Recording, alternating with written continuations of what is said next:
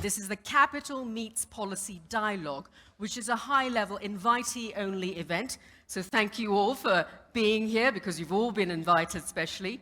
And really, it took place for the first time in Singapore last year with about 250 senior stakeholders. We've had a wide range of very distinguished guests, from the US FDIC to the World Bank and Temasek.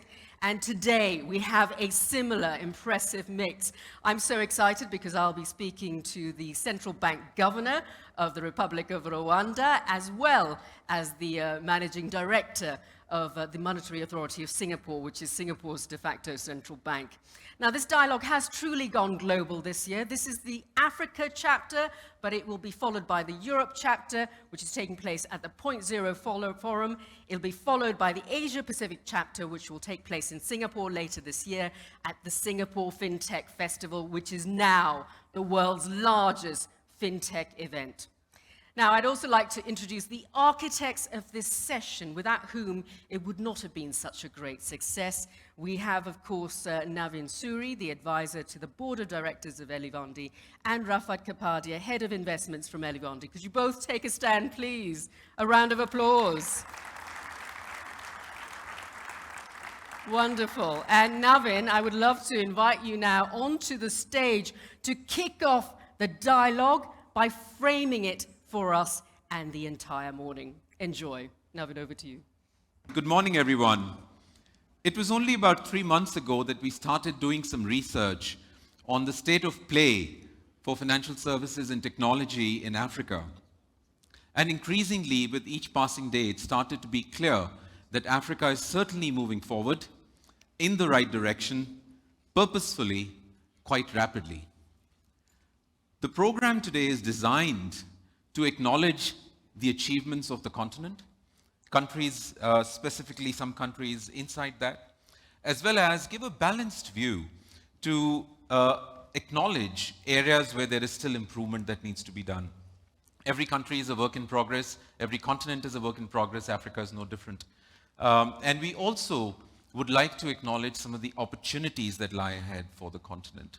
The way we try and organize this 10 minutes is we reference 7 quotes that we've researched and collected that collectively give you a comprehensive view of the state of play in Africa. Now, you can have an area of domain that's your expertise. The idea is the next 10 minutes should bring all of us on the same page and make it very easy for us to relate to the conversation that carries on from here. So let's get started.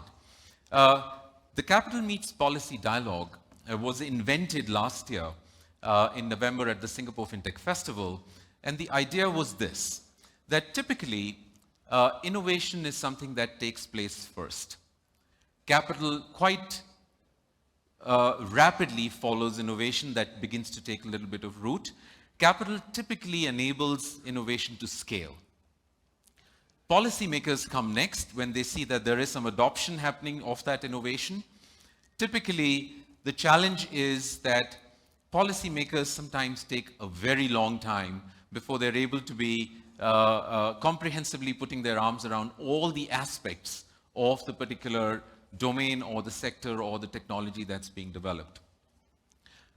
In the last 2 or 3 years, there have been many cases where policymaking has impacted value that was created by capital that was invested over the last 6, 7, 8 years in different technologies. Crypto is an example. There was a lot that was said about BNPL, and more recently, there's a lot of conversation that's on about artificial intelligence. The dialogue was held for the first time in November. As Sharonji just mentioned, we had the US FDIC representing there who gave their views on crypto. We had the World Bank Treasurer, we had Temasek, and it was a dialogue which was very active and intense around what needs to be done in the future. We had, as in this crowd, it was an invite-only program, so MD level, partner level, C-suite level people from family offices, investors, policymakers were all present. This is a little bit of background on the policy, on the dialogue that we had last year. Let's jump right in with a very positive statement that I'm going to read out that came out from FT Partners in January of this year.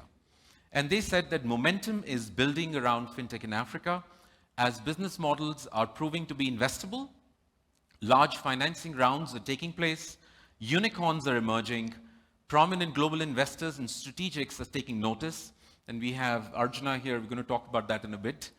And exits are beginning to happen, and we have E from Flutterwave. I don't know where he is right now. We're going to talk about what that is.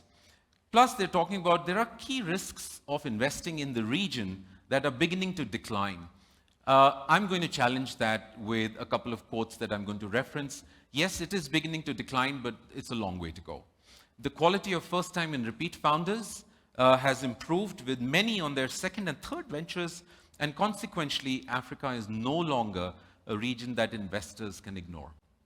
A very positive statement, a very encouraging statement. Let's dive right in and try to break it up into different parts so we can understand all aspects of this. We're going to start with the adoption of digital, which is a big story for Africa as a continent.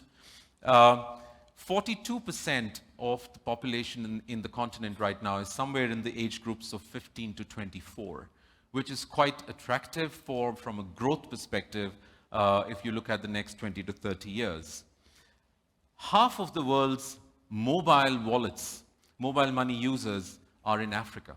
And that's a big recognition of the adoption of digital in the continent. There is a lot of digital banks that have been given out licenses in the last 5 or 6 years.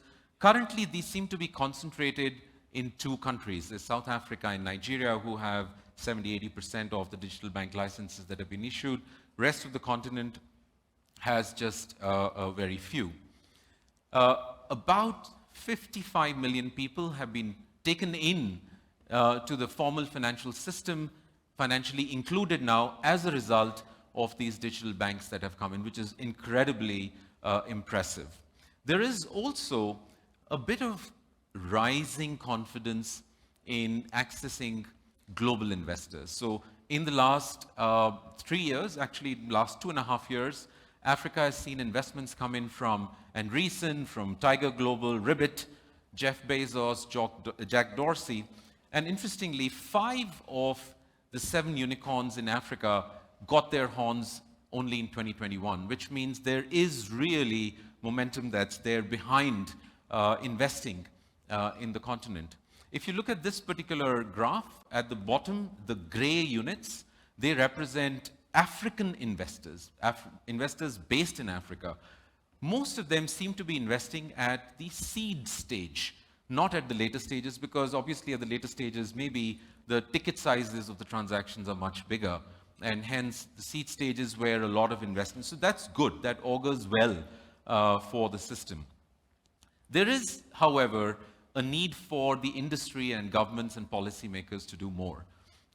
This is a report from the European Investment Bank where they said exits still are very rare. And if you read the last line there, which is in blue, which says, no mouth-watering returns for VCs yet to attract more VCs in. But that's not to say that there isn't anything brewing already. I'm sure there are many that are there. But this is something that we need to acknowledge. If you look at the funding over the last 18, 24 months, this is not something which is unique to Africa. It has happened globally. Funding to FinTech especially has gone down, and this is more reflective of the global trend. However, there is a need for organizing around policy making. Now, around the continent, this is a comment that came in from the OECD Development Center, that regional cooperation is a potential game changer. Now, when you have a small startup in a country where the population scale is small, scalability is not there, and if they were to take their solution to other countries within the continent, if the policies in those countries are not similar to the originating country, chances are that it'll be difficult for the technology to be adapted and launched in that particular market. So there is probably a case for, and we'll talk about this later on a panel, something which I'm calling an EU-light policy harmonizing program. And can that be something that can help solve some of this problem? The continent is making strides towards innovation. So there are countries in blue on the continent map on the left who have now innovation offices. This is primarily sub-Saharan Africa. And then on the right-hand side, you have countries where even sandboxes, which are regulatory sandboxes, have been created, which is a very, very encouraging step. If you look at open banking, it still is something which Africa doesn't seem to be moving towards. And that's a question whether it should or not, and we're going to discuss that a little bit later. So if you see here, open banking frameworks exist only in about 10% countries out of 54 in the continent. And there are research reports which say that it is something that Africa should consider very actively towards digitalization. You cannot have a conversation today in a conference without talking about artificial intelligence. The Vice President of Ghana made a very, very encouraging comment recently where he said Africa will be transformed by the potential of AI and data. One of the challenges with AI, and especially for Africa, is the availability of data. Now, if the world were to start to take models that have been built with people in the West and brought to Africa, obviously there are going to be problems. So how does one solve for the availability of data, and can and should infrastructure investments which are oriented towards creating more data be the next stop? And we'll discuss that a little bit later. Labor is another important aspect that policymakers have to consider. There is an increasing penetration of internet, and there are 44 million new jobs that are likely to get created. But if you look at technology-enabled, technology-skilled people, the demand within Africa itself is going to outstrip the supply. This despite a young population being available. So we are going to talk about what can be done in a way that the young population can be upskilled. We looked at some data which said about 1/3 of developers in Africa are actually self-trained. Now that's quite impressive, but more needs to be done. The last comment we want to talk about is availability of credit, and how does a formal credit infrastructure be put in place. A lot of work has been done in Singapore, for example. Recently, Cambodia and Singapore entered into an arrangement exchanging credit data about their citizens with each other. This would make credit availability, especially to Cambodians, much easier. Can that be a model that can be replicated in Africa in some way, is something that we are going to discuss. Now, a lot of this research is going to be available, on the Elevandi website. You're very welcome to go there, register yourself, and we will keep providing you with all of this very proprietary research that we do. And with that, let's get started.